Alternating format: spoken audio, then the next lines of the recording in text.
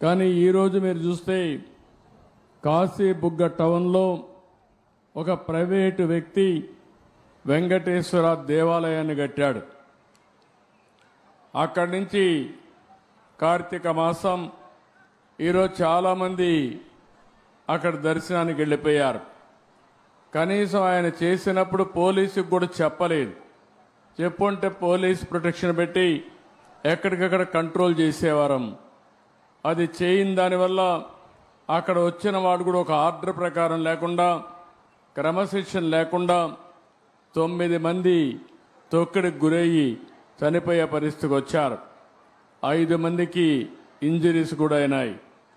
ఇది చాలా బాధాకరం. నేను ప్రతి ఒక్క ప్రాణాన్ని కాపాడుకోవాలని అనేక ప్రయత్నాలు చేస్తూ ఉంటే కొంతమంది ప్రైవేటు వ్యక్తులు ఇలాంటి కార్యక్రమాలు చేయడం చాలా బాధాకరం. దీన్ని నేను చాలా తీవ్రంగా ఖండిస్తున్నా.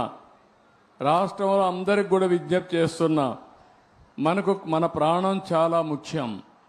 ప్రాణాలు కాపాడుకోవాలంటే మనం కూడా ఒక బాధ్యతగా ఉంటే తప్ప ఓసారి వెళ్ళిపోవడం, ఎక్కువ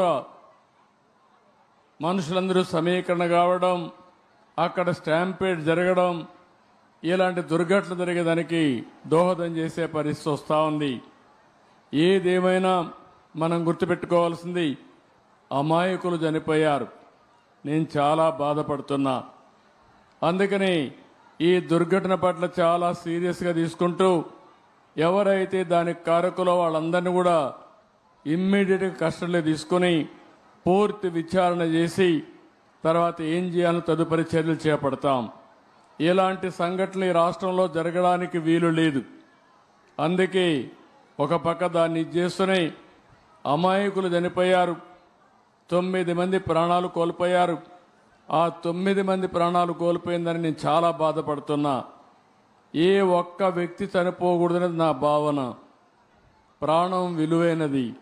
అలాంటి ప్రాణాలు పోగొట్టుకున్నప్పుడు మనం కూడా బాధ్యతనే ఇది చేయాల్సిన అవసరం ఉంటుంది. అలాంటి కుటుంబాలకు నా ప్రగాఢ సానుభూతి తెలియజేసుకుంటూ చనిపోయిన వాళ్ళందరికీ మన నివాళులు అర్పిస్తూ వాళ్ళ ఆత్మకు శాంతి కలగాలని, అది కూడా దేవుని సన్నిధిలో చనిపోయారు, దేవుని కోసరం పోయారు. కానీ ఈరోజు వాళ్ళంతా కూడా ప్రాణాలు వదిలిపెట్టే పరిస్థితి వచ్చారు. చాలా బాధేస్తుంది. ఏదేమైనా మనం అందరం నిమిత్త మాత్రం. ఓసారి సంఘటనలు జరుగుతాయి. జరగకూడదని ఎన్ని ప్రయత్నాలు చేసినా కొన్ని సంఘటనలు జరుగుతున్నాయి. నేను ఆ విషయాలను కూడా మీతో మళ్ళీ మాట్లాడతాను. కాశీబుగ్గలో జరిగిన సంఘటన పట్ల దిగ్భ్రాంతిని వ్యక్తం చేస్తూ చనిపోయిన వారి పట్ల నా ప్రగాఢ సానుభూతి తెలియజేసుకుంటూ వారికి ఆత్మశాంతి కలగాలని భగవంతుని మనస్ఫూర్తిగా ప్రార్థిస్తూ ఇక్కడే అందరూ కూడా లేచి 2 నిమిషాలు మౌనం పాటించాల్సిందిగా మిమ్మల్ని అందరినీ కోరుతున్నా.